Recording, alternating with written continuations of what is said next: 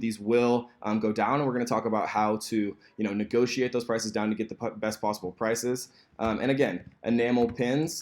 AliExpress has the capability of creating basically whatever you want, right? And so we're gonna, talk about how to kind of identify which of these suppliers are the best, right? 2,700 orders of these, and we could find, this is a kit, this is a cat, but I'm sure that they'd have the capability of making, whatever print that you actually kind of gave them, and so.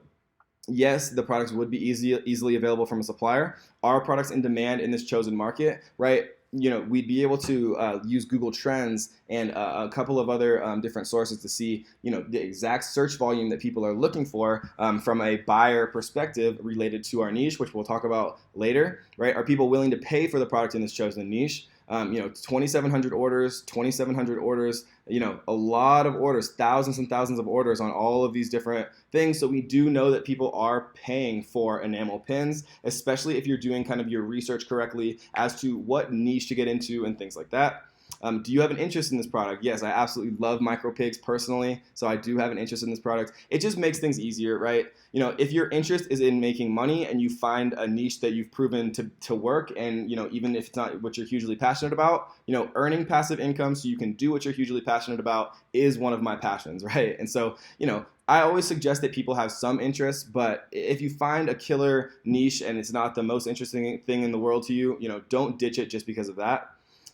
Can the products be obtained at a low enough cost and sold at a high enough profit margin, right? And so you want to aim for a 50% profit margin here. So, we'd maybe look at some enamel pin stores. Maybe we'd type in, enamel pin Shopify. There are ways to find Shopify stores for any keywords, which we will talk about later on. And so you'd be able to look at people's Shopify stores, and I guarantee you that I could find this exact pin on a Shopify store right now, and I bet you that it would cost $9.95, and I bet you that they're paying 50 cents per. So that's obviously, a 20 times multiplier, not factoring in shipping and things like that, but that would be a healthy enough margin that you'd be able to, do big discounts to get people in the door. You'd be able to, have enough advertising budget to be able to get the sales and get the people into your email lists and get them into your drip campaigns to give them future offers for discounts and things like that if they purchase more, or there's all types of things which we're going to talk about in the scaling section of the course.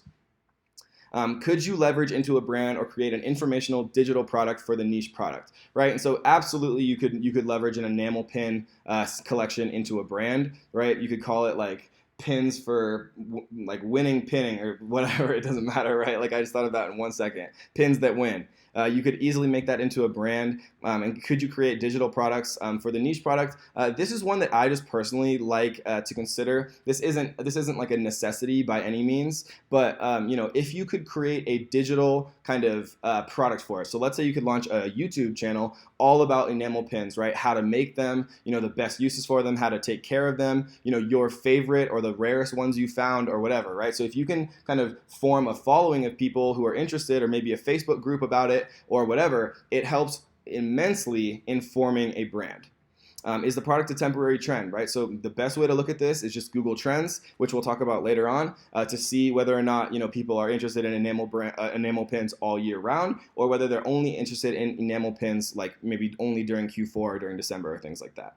And so the last part of this specific video is going to be just things to remember, right? So cars are a niche. You don't want to get into cars, right? Cars are, a very widely spread kind of thing. They're not what we would want to get into for drop shipping. You want to get into what I call a sub niche, right? So maybe instead of just making a Shopify store selling, car parts or whatever, you'd want to get into, selling Mustang interior parts and wheels, like maybe, rims for vintage Mustangs is a much more, specific niche or sub niche that you'd actually be able to kind of carve out your specific, portion of the overall profits, right?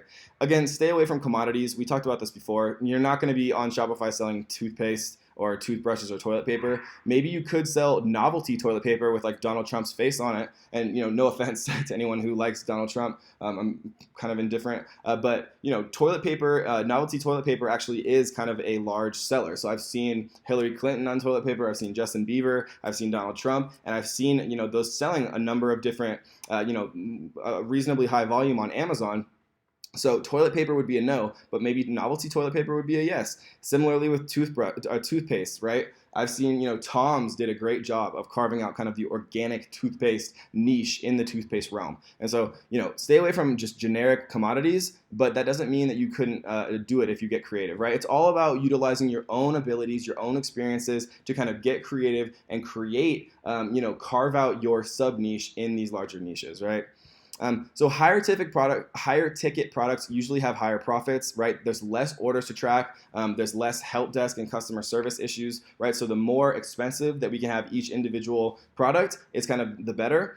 There is no one size fits all for all of this, right? We ship things that are big and heavy and expensive. We ship things that are small and light and cheap. It kind of depends on, what you can find, what you can make work. The point of all of this is to understand the process and then be able to test a ton of stuff and then just scale the things that work and, stop the things that don't. Right, you want your average order to be $50 to $75, and again, 50% profit margin is normally what I shoot for. $50 to $75 is good, and there's a lot of ways to kind of incentivize people to do this, like free shipping if your cart value is $50, and I'll show you exactly how to set that up in Shopify, from a pragmatic perspective or practical perspective. Average weight, right, lighter is better. We're going to talk about this more later, but e-packet shipping is just the best way to ship as a drop shipper. One of the biggest problems with drop shipping is the delivery times, right? So a lot of people have kind of gotten used to like the 2-day delivery or 3-day delivery with Amazon Prime. With drop shipping, ePacket is a 12 to 20 day shipping time, and that's about the best that you can expect, right? And so this is kind of the trade-off. If you're going to do Amazon FBA, which I also teach, right, there's more upfront costs, but again, Prime shipping is a huge reason that people will, pay an additional cost to get it faster. But with drop shipping, the fastest you can expect to get your products to your customers is 12 to 20 days, and that's with e-packet shipping, which is the fastest version of shipping. And so to qualify for e-packet, your products have to be less than 4.4 pounds and have to be less than $400 in value. And we'll talk about that again, but it's just something to keep in mind, right?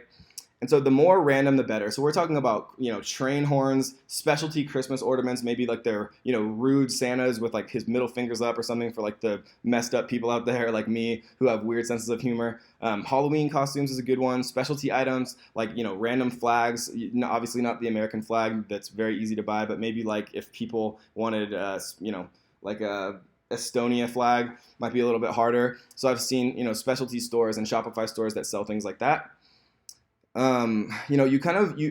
Weird and embarrassing is good for this, right? Because people don't want to go into Walmart and buy like, sexual toys or things like that, or, nail fungus medicine or things like for baldness, right? People don't want to be embarrassed. They don't want to admit to the cashier that they're buying condoms or whatever it is, right? And so weird and embarrassing can be good. So we already talked about this. You don't want anything that's available at Walmart, really. And to avoid ridiculous shipping times, like we said, you want to choose what's called e-packet shipping, which is 12 to 20 days rather than, what can actually be 40 days via like China Post and things like that. So the product requirements for e-packet shipping, like we said, is 4.4 pounds and can't exceed $400 in value. So those are two things to keep in mind. And ePacket ships to these 30 countries, right? So we're not going to read off all of these, but Australia, like we were talking about with the Australian street clothes, is one of them, right? Obviously, the USA, Canada, some of the larger companies, Lithuania, Luxembourg, Switzerland, right? So the USA. So these are kind of the ones that are available, and it's quite easy. Just Google search, e-packet eligible countries if you forget these, or you want to just make sure that they ship to the country that you're interested in. Because targeting Facebook ads for, Croatia or whatever, or Denmark, the country specifically of people who speak English, or maybe you have an advantage out there, you're watching the course and you speak German, right? Maybe you want to only target the German market and ship straight from China, and that's kind of, the competitive advantage that you have from a marketing perspective, right? So it really all kind of starts to play together once you guys, we get farther into this. And we're going to talk about all of this in the Facebook ad portion of this, right? But really, I think a lot of you probably are starting to get the beauty of how, some of these markets are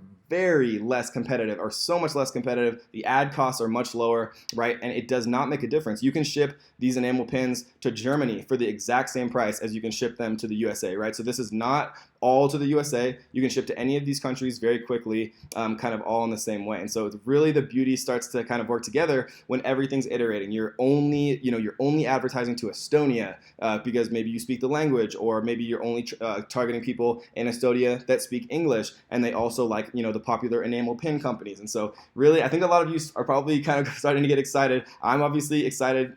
I can't really hide it. This type of thing really gets me, it gets me pumped up, because it's so much fun kind of figuring all of this out. And we're going to go through all of this, and we're going to teach you everything. But that is, kind of the summary, the quick summary, maybe not that quick, but that's the quickest summary to remember all of these things, right? And I would always recommend people to kind of go through the entire first module, right? Take notes for yourself. It helps taking your own notes. Once you've kind of taken notes, maybe come back to any of the videos again and watch them again if you need a reminder, right? But what I suggest is going through the whole first module, taking notes, and then kind of just going onto AliExpress, going onto all of the other different kind of websites and resources that we're going to go through, and then just do it yourself, right? If you need to rewatch things, do it, because it's yours forever, right? And so I hope you guys enjoyed that. That's kind of the very first part about identifying niches, right? Who we want our target buyers to be, things to remember, right? Are you going to be able to find suppliers for these products, and what type of niches you want to get into and why? So we'll see you on the next one.